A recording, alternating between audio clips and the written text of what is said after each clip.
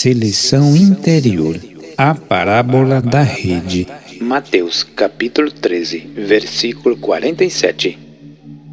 Ao declarar que muitos são chamados, mas poucos escolhidos, Mateus capítulo 22, versículo 14. a sabedoria encarnada revelou a existência de uma lei espiritual de importância fundamental, que há de ser considerada seriamente por todo aquele que deseja ingressar na vida superior. Este princípio oculto, enunciado por Cristo, não foi abolido no decorrer destes 2000 anos.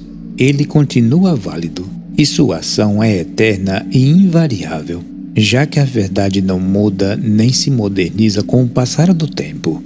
Esta lei espiritual será compreendida mais facilmente se antes os estudantes consideraram a outra passagem evangélica, também de suma importância e que o auxiliará a entender a primeira.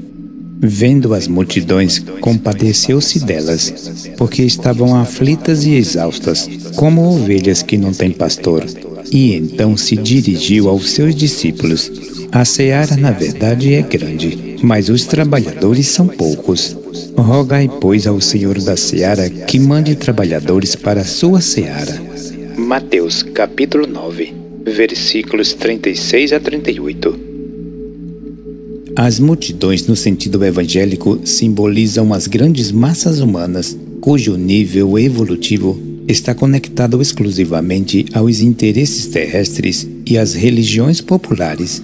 São expressões coletivas da mentalidade mundana sem nenhuma originalidade, na mais completa ignorância de si mesmas e das realidades espirituais mais elevadas. Embora esta afirmação possa ser recebida por muitas pessoas, pois grande parte da humanidade é filiada a inúmeras religiões da atualidade, a verdade é que a grande maioria é incapaz de raciocinar com lógica e bom senso quando se trata das questões espirituais. Aceitam mecanicamente qualquer tolice que se apresente com o nome de religião, ou mesmo de esoterismo. Basta observar o enriquecimento ilícito dos líderes religiosos e esotéricos à custa das multidões ingênuas e ignorantes que acreditam em seus planos salvacionistas.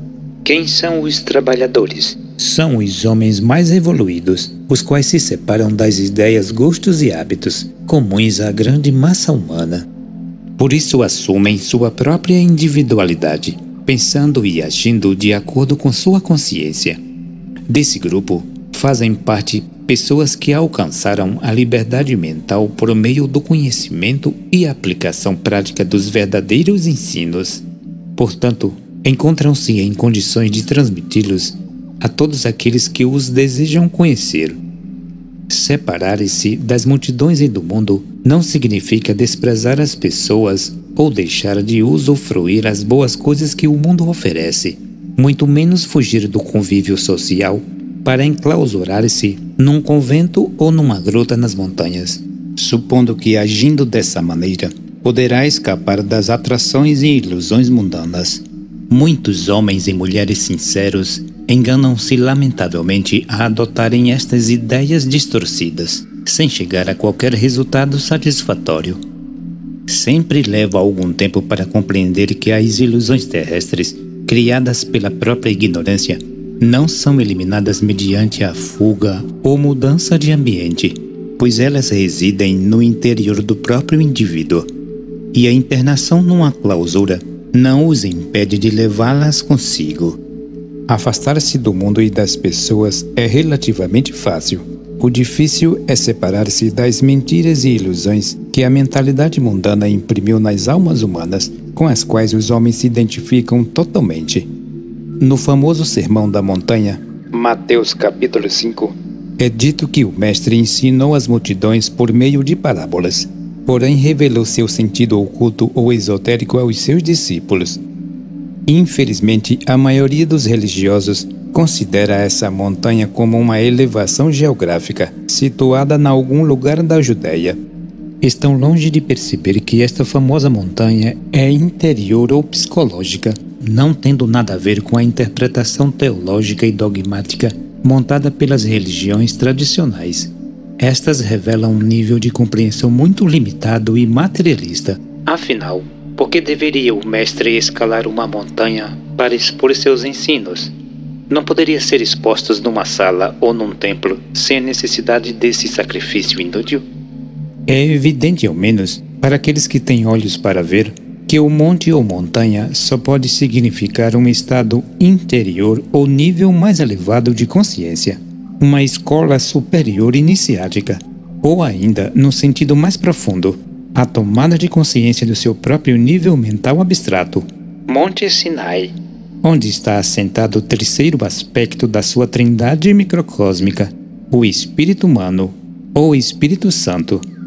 Compreenda que a mente abstrata é a porta de entrada para os níveis espirituais mais elevados, constituindo-se como a primeira grande conquista do discípulo, pois só através dela sua compreensão se abrirá para os grandes mistérios de si mesmo e da existência material.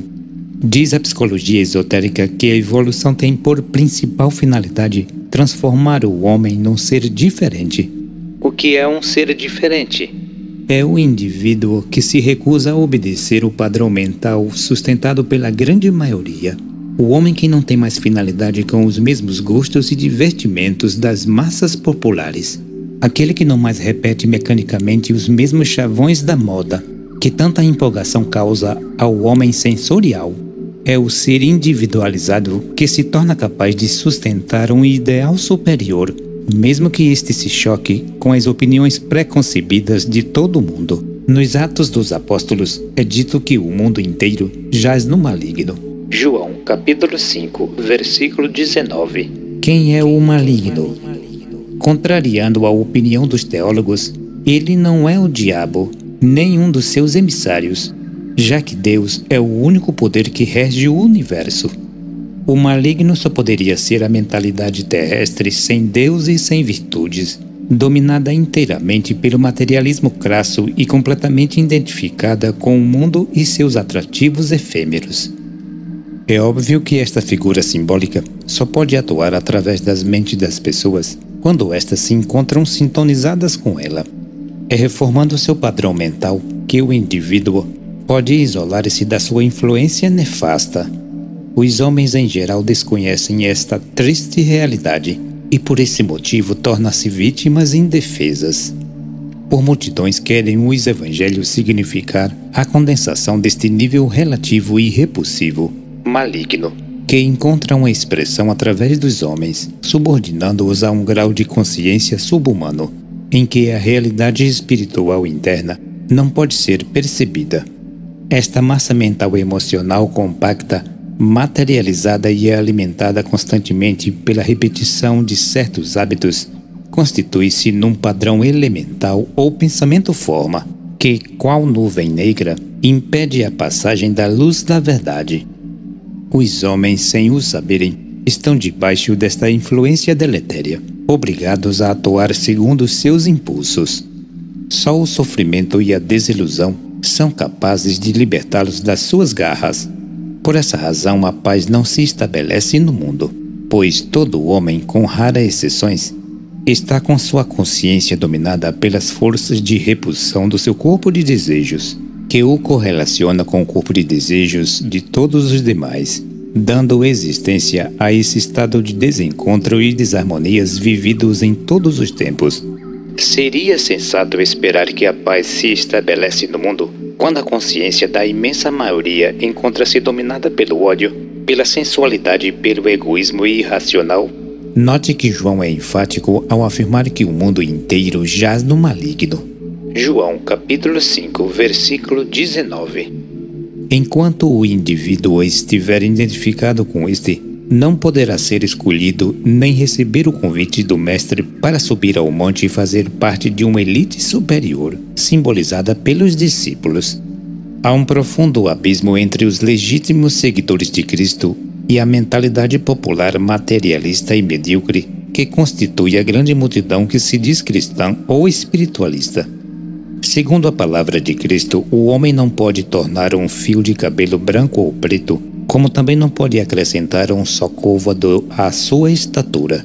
Entretanto, embora não possa modificar a aparência externa, tem o poder de mudar ou transformar completamente a sua mentalidade, desde que seja instruído para aplicar inteligentemente sua vontade numa direção previamente escolhida. Somente um novo padrão mental justo e verdadeiro tem a capacidade de libertar o homem dessa influência negativa.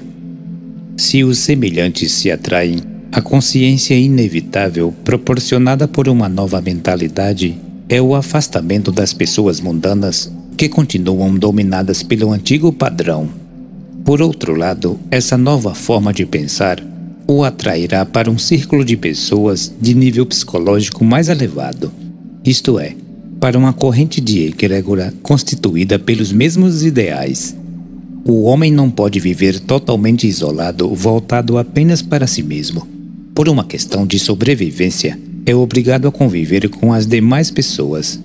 O verdadeiro discípulo jamais desprezará ou subestimará o seu próximo pelo fato deste não compreender e não aceitar as suas ideias. Ele o respeitará sempre e não perderá nenhuma oportunidade de auxiliá-lo, porém jamais voltará a identificar-se com o seu modo de pensar e agir. Quando voltamos a analisar a ideia, muitos são chamados, mas poucos escolhidos, surgem naturalmente várias perguntas. Que critérios seriam usados para essa seleção? Seriam os mesmos empregados pelo homem terrestre quando esse trata dos seus interesses? O ouro facilitaria tal escolha? O estudante conscientizado pelo estudo e pelo trabalho sobre si mesmo há de ter compreendido que o caminho que leva à conquista do reino interno não há privilégios, proteções especiais ou sorte. Só o merecimento individual pode estabelecer a condição requerida. A justiça é um dos predicados mais importantes de Deus, sendo esta a virtude que retribuirá ao indivíduo o produto exato da sua sementeira anímica, realizada através dos seus pensamentos e atos, pois ele será sempre o único criador do seu próprio destino. O significado da palavra escolhido, examinado sob o ponto de vista evangélico, não é tão simples como pode parecer ao raciocínio superficial do homem sensorial. Não significa nenhuma exclusividade ou preferência injusta. Faz-se necessário um exame mais profundo para alcançar o seu verdadeiro significado interior ou esotérico. Quando um grupo de estudantes disputa algumas vagas numa faculdade, pressupõe-se dentro da mais estrita justiça que os mais preparados é que hão de ocupar as vagas existentes. Com as leis divinas, a questão não poderia ser diferente. O termo escolhido levará o estudante a considerar uma outra palavra que é sinônima da primeira e que facilitará a compreensão da ideia que está sendo estudada. Esta palavra chama-se seleção e constitui a ideia central da próxima parábola, a parábola da rede. Mateus, capítulo 13, versículos 47 a 50. O reino dos céus é ainda semelhante a uma rede que, lançada ao mar, recolhe peixes de toda a espécie. E, quando está cheia, os pescadores arrastam-na para a praia e, assentados, escolhem os bons para os cestos e os ruins deitam fora. Assim será na consumação do século. Sairão os anjos e separarão os maus dentre os justos e os lançarão na fornalha acesa. Ali haverá choro e ranger dos dentes. Palavras-chave: a rede, os peixes, os pescadores. A rede. O estudo desta passagem revelará a existência de uma lei que atua em todos os campos das atividades humanas: a seleção. Sua atuação consiste em separar o bem do mal, o competente do incompetente, o justo do injusto. Contudo, a seleção somente se realizará quando levado em conta a mais estrita justiça, fundamentada na capacidade de discernimento. Sem ele, o aspirante correrá o risco de enganar-se lamentavelmente, favorecendo uma causa injusta. Com o emprego consciente desta faculdade, o estudante deixará de enganar-se, imaginando que já possui certas capacidades e poderes, os quais nunca desenvolveu em sua vida. Além disso, eliminará da sua natureza psicológica os impulsos mecânicos negativos ou rasgos de caráter indesejáveis próprios da sua natureza terrestre. Ele os substituirá pelas capacidades superiores indicadas pelos ensinos, enxertada em sua natureza anímica, por meio do poder criador do pensamento e das palavras inteligentemente traduzidas por atos. A palavra Babilônia significa confusão ou mistura, e refere-se à condição psicológica do homem comum em que os bons registros estão misturados com os maus, gravados profundamente em sua memória subconsciente, ou éter refletor. É nesta altura dos estudos que entra em ação a capacidade de seleção ou discernimento, absolutamente indispensáveis para separar os bons registros do mal, os bons peixes dos maus.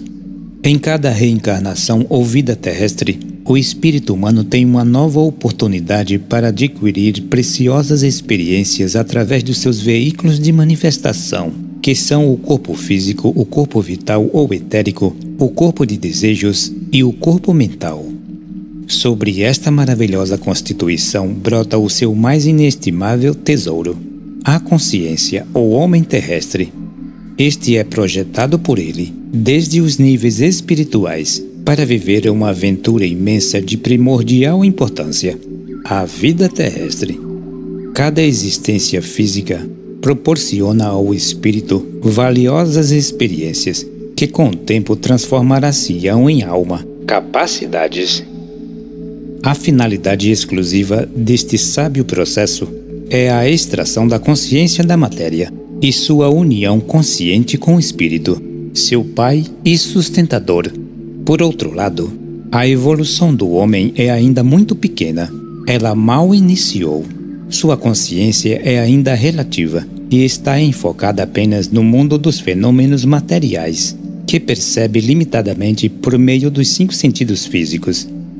Esse estado psicológico de relatividade o mantém preso a um nível mental muito rudimentar, material e ilusório. As vibrações deste nível, lentas e pesadas, impossibilitam-no de entrar em contato com as outras dimensões mais sutis, pois é nesta que se originam as causas de todas as formas e acontecimentos que posteriormente se manifestam de formas visíveis, impedindo de alcançar esta grande verdade. Devido à sua incapacidade anímica, o homem faz-se descrente e materialista, negando tudo aquilo que seus acanhados sentidos não podem captar. O homem terrestre de consciência relativa é um ser incompleto. Sua evolução é recente e não faz muito tempo que saiu de um processo misterioso chamado involução, que tornou possível sua existência material consciente. Durante essa fase, os espíritos humanos adquiriram os germens dos vários veículos que os aprisionam na matéria, culminando com o surgimento da consciência individual. Este lhes permitiu entrar na evolução, processo muito lento, como todas as atividades da natureza, porém absolutamente seguro em seus propósitos.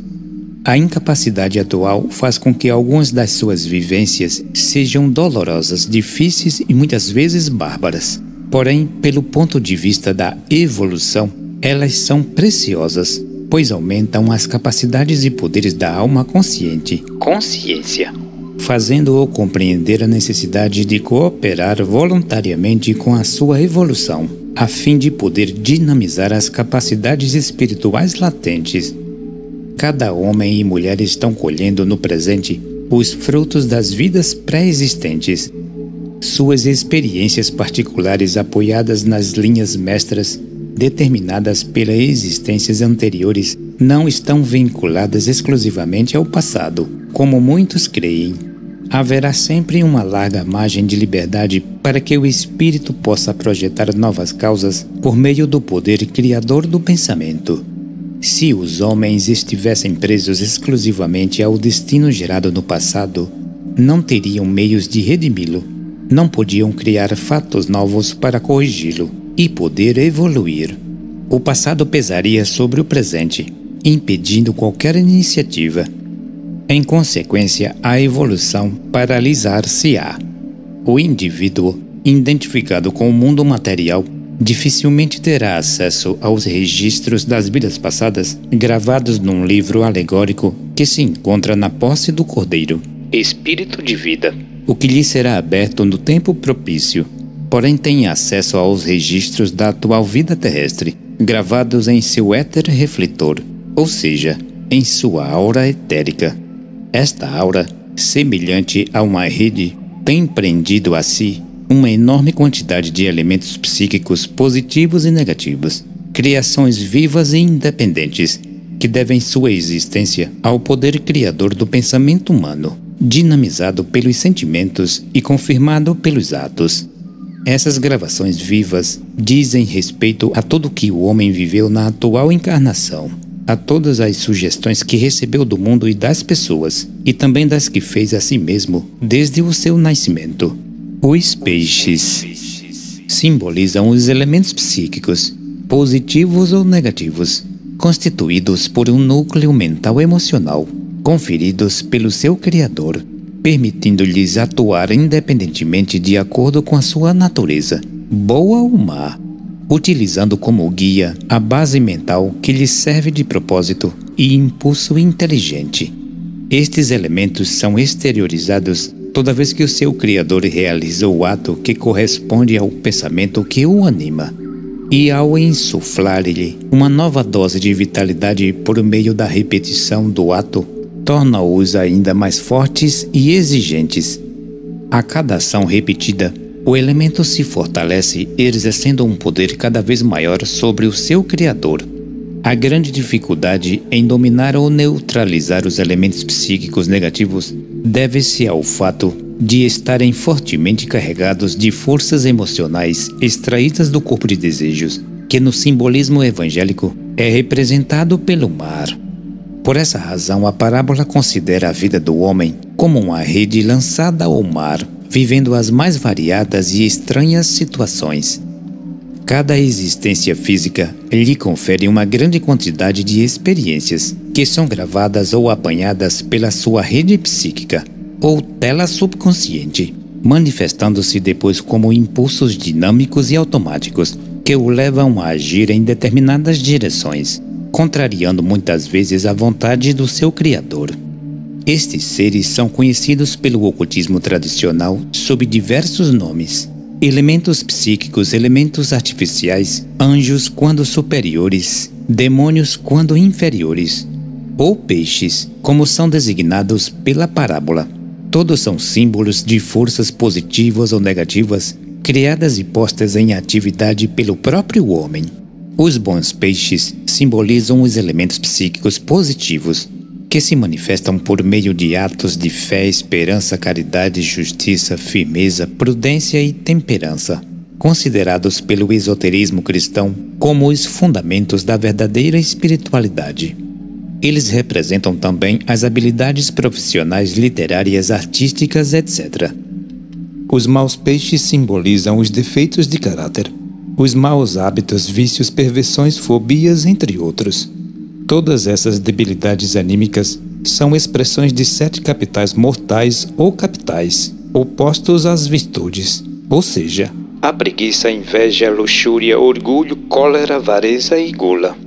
Segundo a ciência astrológica, tanto as virtudes como os pecados capitais são governados respectivamente pelos seguintes planetas: Júpiter, Mercúrio, Vênus, Sol, Marte, Saturno e Lua.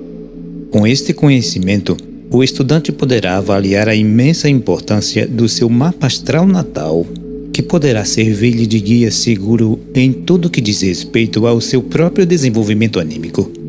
O principal objetivo da astrologia é de proporcionar ao homem um meio eficaz de conhecer a si mesmo e dar início a uma redenção, aproveitando as facilidades atuais indicadas pelos bons aspectos para desenvolver capacidades maiores, na proporção em que os maus aspectos planetários são controlados.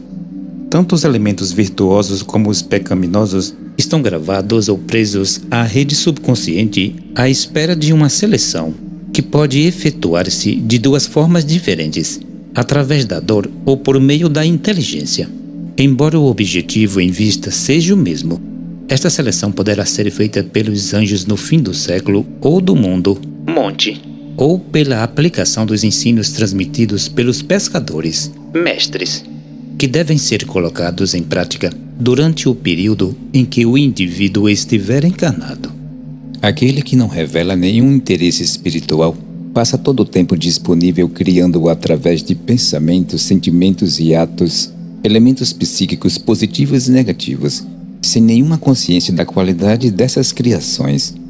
Sua atenção está voltada inteiramente para o lado material da existência, no qual aplica e concentra todas as suas forças numa tentativa de conquistar a fama, o amor, o poder e a fortuna.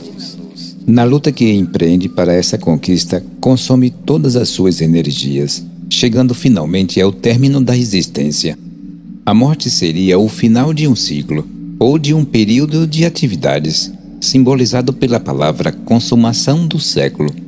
Esse acontecimento inevitável do qual ninguém escapa é a única certeza do homem terrestre.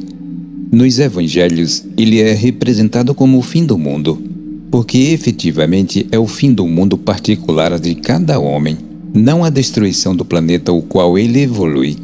A partir desse acontecimento, entram em ação as forças naturais dos planos internos, simbolizados pelos anjos, para separar os maus dos bons, ou seja, os elementos psíquicos negativos, ou maus peixes dos bons peixes. Este processo, simbolizado pelos anjos, diz respeito especialmente aos homens e mulheres que não alcançaram a libertação e que desconhecem completamente o método esotérico, que, uma vez aplicado inteligentemente, poderia libertá-los do processo doloroso do purgatório. Nas regiões inferiores do mundo de desejos, onde está situado o purgatório, passam a atuar as forças dissolventes de repulsão predominantes nessas regiões, a fim de eliminar as gravações interiores carregadas de forças emocionais negativas sintonizadas com esses planos. Compreende-se facilmente que essas forças vivas, transformadas em elementos psíquicos negativos, não podem acompanhar o espírito para as regiões celestiais localizadas no primeiro, segundo e terceiro céu. Para poder elevar-se aos planos superiores, o espírito terá necessariamente de desvencilhar-se dos planos inúteis. A passagem dolorosa pelo purgatório representa uma lição preciosa para o espírito, cujo sofrimento se grava profundamente em sua alma, revelando-se em vidas futuras como retidão ou voz da consciência, advertindo-o subjetivamente a não cometer os mesmos erros passados. Esse processo purgador realiza-se de forma natural e automática, sem levar em conta a dor e a vontade do homem. Seu objetivo principal é erradicar os maus hábitos, tornando impossível sua gratificação. Rogamos aos estudantes que leiam com atenção o capítulo do conceito Rosa Cruz do Cosmos, que trata da passagem do homem pelo purgatório, pelo primeiro, segundo e terceiro céu. Segundo o Sr. Max Heidel, o estudo do capítulo que trata do mundo de desejos é a parte mais importante deste livro, por escrever as condições psicológicas em que se encontra o homem no estado pós-mortem e a importância imensa que as emoções superiores representam em sua evolução. Disse o Supremo Mestre: enquanto tendes a luz, consciência, crede na luz, para que vos torneis filhos da luz. João capítulo 12, versículo 36. Desta extraordinária afirmação, conclui-se naturalmente que haverá um tempo que a luz faltará, da mesma forma que esta se apaga todas as noites quando o homem adormece. Todo desenvolvimento esotérico tem início no corpo vital, especialmente sobre os dois éteres superiores, o luminoso e o refletor, que servem de sustentação à consciência. Graças a estes, o homem é consciente no mundo físico, pois são os responsáveis pela percepção e memória, onde estão registrados todos os acontecimentos da vida atual, permitindo-lhe conectar o presente com o passado e o futuro. Se não possuísse percepção sensorial, não possuía memória, e sem esta, a evolução seria impossível. Escravizado às suas necessidades materiais, o indivíduo vive apenas para atender às funções específicas de cada éter, que compõe seu veículo etérico. Com uma consciência relativa, inteiramente subordinada aos interesses egoístas e mundanos, não conseguiu decifrar ainda o grande mistério, o enigma da sua esfinge individual. A frase "decifra-me ou devoro-te", atribuída a esta misteriosa criatura, ainda não foi desvendada. O tempo corre rapidamente, e com ele chega a hora da morte, momento tão temido por toda a personalidade terrestre que depositou no mundo a sua esperança. Com o fim da vida física, tem início um processo implosivo, em que um após o outro, os vários veículos humanos são desintegrados. O primeiro a passar por este processo é o corpo físico, o veículo visível, com o qual o homem está identificado a ponto de pensar que ele era apenas isso. O desaparecimento deste corpo provará o seu engano, pois assim que se dá o colapso deste veículo, entra em ação o processo que transfere os registros gravados no éter refletor do corpo vital para o corpo de desejos. Esse processo tem duração de aproximadamente 3 dias e meio, o que faz do corpo vital um veículo inútil daí para frente. Como os éteres pertencem ao mundo dos sentidos e são matéria física sutilizada, o corpo vital abandonado pelo espírito se junta ao corpo denso na tumba, e ambos desintegram-se.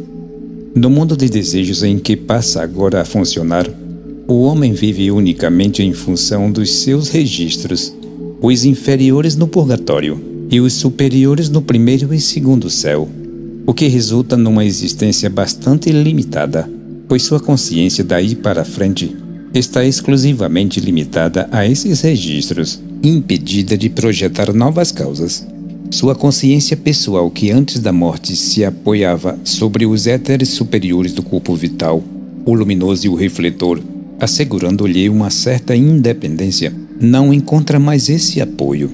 Nessas condições não possui mais o veículo de gravação, capaz de registrar as experiências vividas neste plano. Essa é a razão pela qual não se lembra dos acontecimentos das vidas passadas. Apenas a essência do sofrimento sentido no purgatório e do bem vivido no primeiro céu e no segundo céu grava-se em sua natureza espiritual como impulsos superiores para o futuro.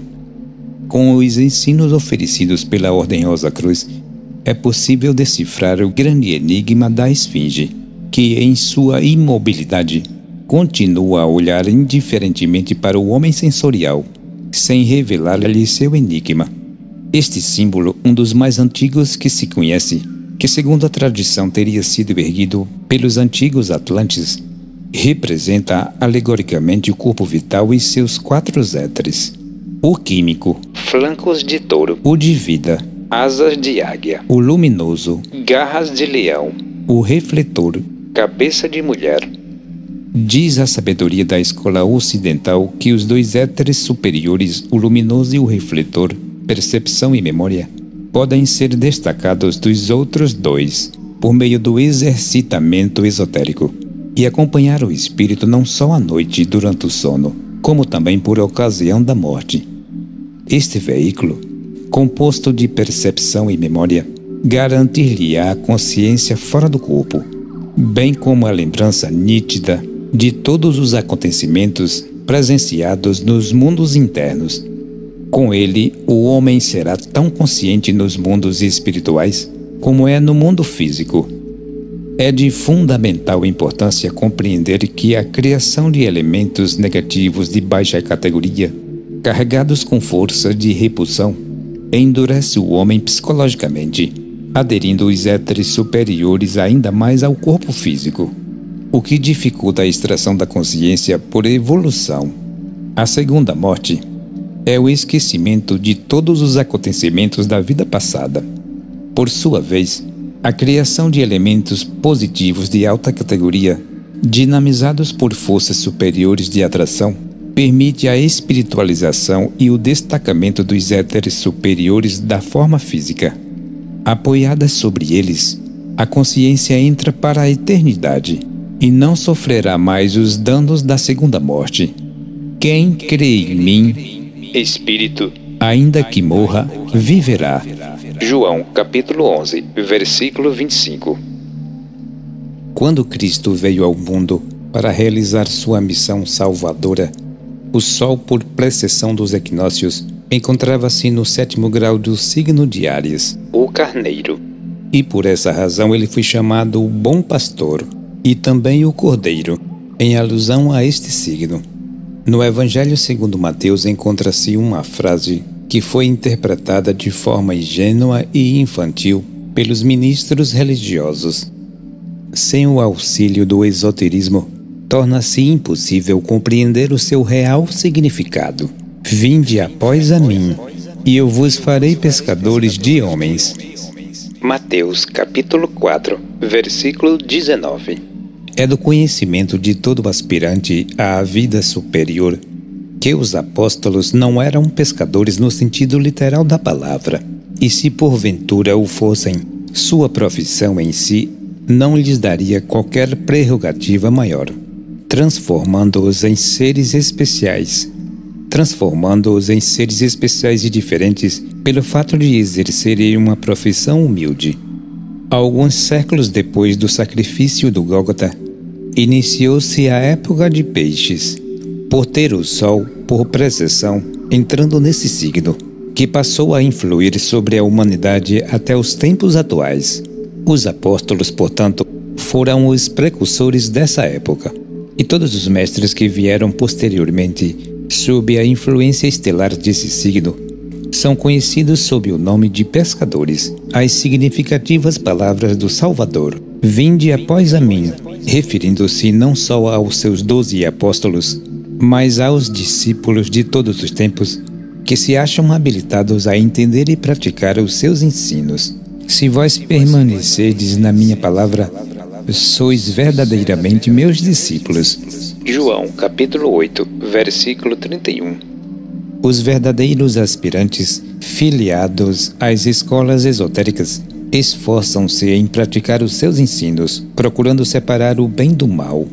Dessa forma, antecipa o seu purgatório por meio de um exercício especial, aconselhado pela Ordem Rosa Cruz, os quais os elevam à categoria de discípulos, com o objetivo de serem iniciados nos mistérios. Esse exercício, o único recomendado pelos irmãos maiores, conhecido também pelo nome de retrospecção noturna, é amplamente divulgado na literatura rosacruciana e nas instruções da Fraternidade Rosacruciana São Paulo. Sua principal finalidade é fazer a seleção proposta pela parábola. Os discípulos de Cristo, que se reúnem nas legítimas escolas esotéricas, são conhecidos também pelo nome de Filhos do Fogo ou Filhos da Luz. São os apóstolos de todas as épocas que perceberam a necessidade de criar um novo destino, mediante uma seleção sábia e justa, que há de ser feita com amor, inteligência e liberdade de consciência. Estes não esperam passivamente pela hora da morte para entrar num processo fatal de seleção, que separará o bem do mal, independente da sua vontade. Ao empregarem a lei da liberdade, uma das mais preciosas leis de Deus, tomam o destino em suas próprias mãos e, pelo poder da sua própria vontade, dão início ao processo que libertará dos maus hábitos e perversões, da servidão que lhes é imposta pela mente concreta, amaciada com os desejos inferiores. Desta disposição de alma totalmente positiva, originou-se o nome de sua linhagem, Filhos do Fogo, que os distingue da linha oposta, Filhos da Água. Estes são os religiosos comuns, filiados às igrejas. Esperam tudo como o favor de Deus, dos santos e da Virgem Maria, considerando-se como míseros pescadores, alheios ao poder criador que lhes é inerente, com o qual deveriam estabelecer as condições psicológicas que os levariam na escala da evolução. Para ser um pescador de homens, ou melhor, de consciências, É imprescindível ter sido pescado por alguém que conheça o método apropriado, pois ninguém pode ensinar o que não conhece praticamente. Com este conhecimento devidamente aplicado sobre si mesmo, o estudante poderá erguer-se da sua condição psicológica negativa, simbolizada pelo peixe sob as águas. É claro que seria absolutamente impossível pescar alguém no sentido psicológico quando o pretenso pescador se encontra submergido num mar de desejos inferiores, de ilusões e fantasias. O que significa ser pescado por um pescador autorizado? No homem comum, a consciência brota sobre os dois éteres superiores do corpo vital e sob as forças repulsivas do corpo de desejos, simbolizado pelo mar. Portanto, sua consciência está submersa num oceano de ilusões e fantasias que lhe tiram a visão da realidade. O homem comum é um ser ludibriado e iludido pelo mundo, vivendo na maior ignorância da sua realidade espiritual, cuja inconsciência transformar-se numa armadilha que encobre a morte. Como toda ação provoca uma reação, o trabalho realizado sobre os dois éteres superiores do corpo vital os destacará dos dois inferiores, cujas funções são estritamente orgânicas. Com a espiritualização do éter luminoso e refletor, mediante uma vida consagrada ao serviço, o discípulo tece o tal almejado traje dourado de núpcias, citado pelos evangelhos, ao qual São Paulo se referia, chamando-o de corpo espiritual. Os pescadores, evidentemente, não poderiam ser homens comuns, dotados pelas aparências deste mundo. São conscientes e esclarecidos, que por amor aos seus irmãos, trabalham para servi-los e emancipá-los das ilusões terrestres. Ele se converteu num auxiliar consciente da evolução.